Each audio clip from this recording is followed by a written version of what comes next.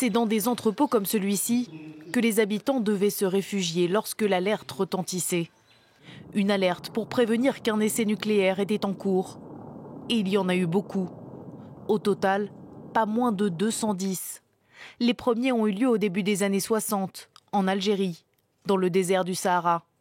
Mais à partir de 1966, Paris transfère son champ de tir en Polynésie française.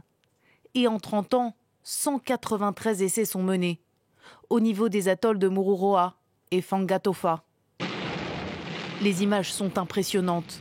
La détonation laisse place à d'épais nuages radioactifs. Mais à l'époque, peu d'informations circulent sur les risques encourus par ceux qui sont exposés. C'est le cas notamment de cet ancien militaire. Il était plongeur des mineurs et devait récupérer les échantillons et les résidus qui avaient servi aux essais. Les autorités vous avez prévenu de la dangerosité de votre métier à ce moment-là, à cet endroit-là? Jamais. Jamais. Et puis quand vous avez 25 ans, ça vous passe. Ça vous passe au-dessus. Ce sont pourtant ces tirs qui auraient selon lui causé son cancer des reins. Mais il n'a pas été reconnu comme victime des essais nucléaires.